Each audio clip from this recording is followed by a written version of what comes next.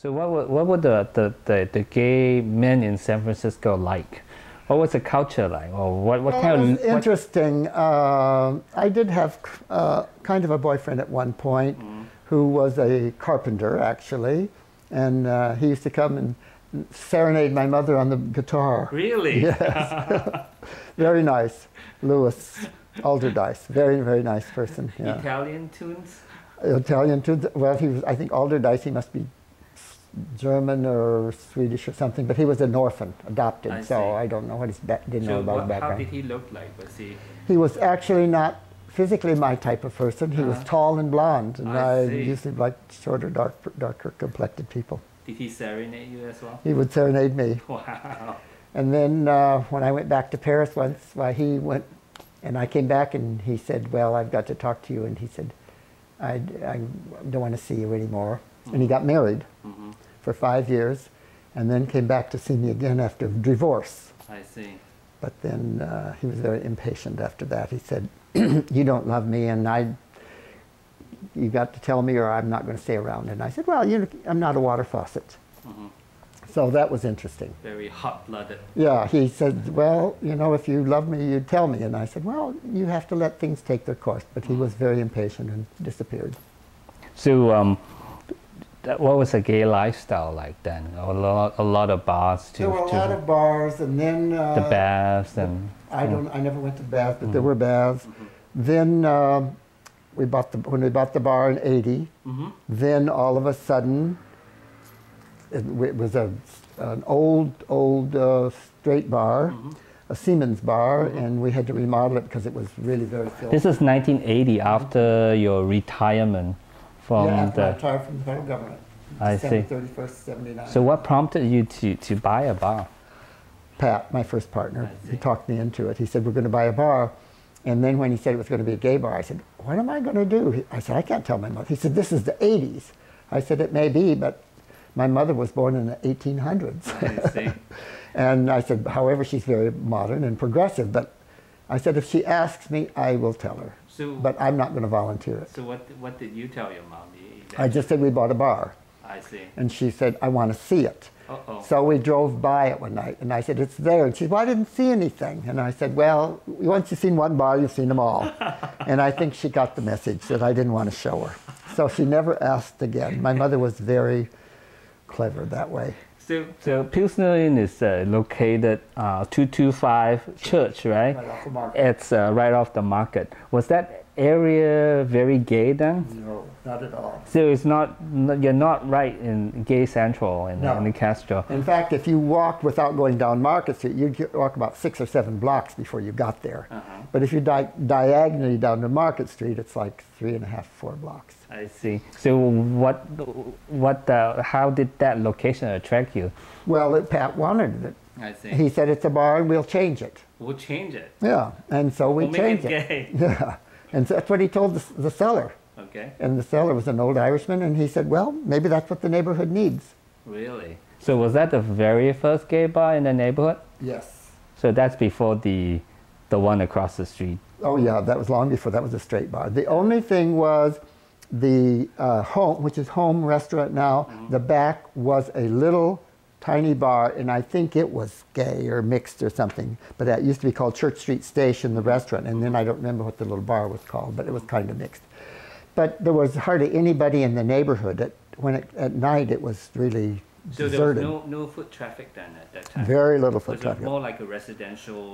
It was more residential than business, actually. There was just desserts across the street, and they were very happy that we moved in. I see. Because it was somebody else in the neighborhood on the same block. Sort of brought life into the neighborhood, basically. And so we started, and it was very, very slow. Business was very slow, and it gradually kept going up. And the little Irishman came every morning when we opened at 6 o'clock for his little shot of whiskey and asked how we did the day before and if he could help us. Wonderful. Really? It was very nice of him. He wanted to help you. He wanted us to do well. He wanted to promote. Yes. Basically. Yeah, he really did. And the 80s, that's just the beginning of the AIDS epidemic. How did that impact the bar? Then the bar had just become really popular before people knew about AIDS, which was probably 83, 84.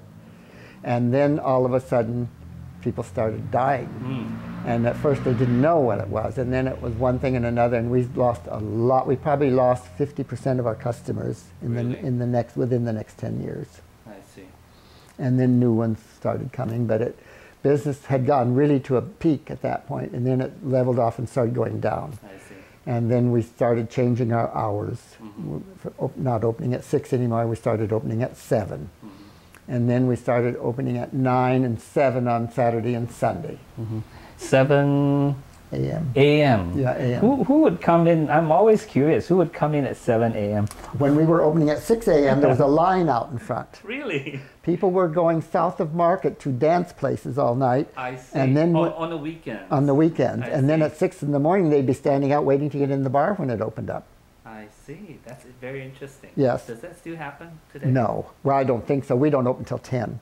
And there are no bars in the neighborhood open in the mornings early. I think that other bars don't open till the afternoons in the neighborhood. But then it was 6 a.m. and there were people who went to work who stopped and had coffee. So you serve coffee? We served coffee. Okay. And there were a couple of people who went to work and stopped and had a couple of shots. I see. So they had coffee so that they all perk up when they go to work. Go to work. Yeah. But they liked sitting on the bench. Bar stool. Yeah, it was close. They were in the neighborhood, you know, and then they didn't have to get up and make coffee. They'd have coffee with us and go to work. And then when we said we're changing to 7, I asked a couple of our regular people who came and had coffee every morning, well, that's fine. I just want to be the first one here. Wow. For some reason, they'd come and have coffee on the way to work. So what sort of image does Pilsner Inn, have? Very neighborhood. We're a sports bar. We sponsor a lot of sports teams. We sponsor, well, last year we sponsored 7 softball teams. This year we sponsored 5. We sponsored bowling teams, a lot of bowling teams, not so many anymore. Tennis, we sponsored up to 2 teams. Rugby, soccer, both men and women, flag football, and we sponsored a rowing team from Oakland at one point. I went to Pilsner Inn quite a number of times. Yes. I really like the patio. Good. So whose idea was that? Well, when we started, we wanted the patio, but then we had trouble with noise. A couple times people would saying, oh, it's too noisy. So we offered the neighbors thermopane windows. We'd pay half if they wanted, if their landlord would put it in.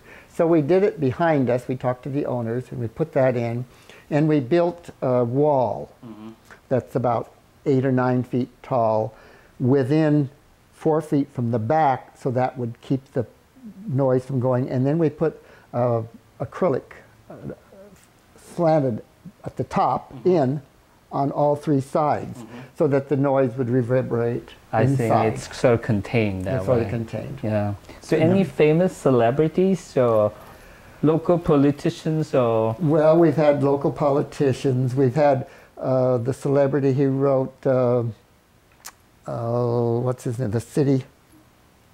Oh, I can't think of it. Umstead Moffin? Umstead Moffin came back and wrote part of one of his books in the backyard. Really? Wow.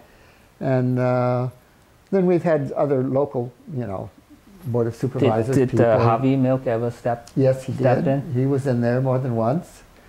And who else was in there? Several other people. Did Dianne Feinstein come? I don't remember Dianne Feinstein. The woman who started Meals on Wheels came there. A couple of people who worked for the city in the district attorney's office have been there.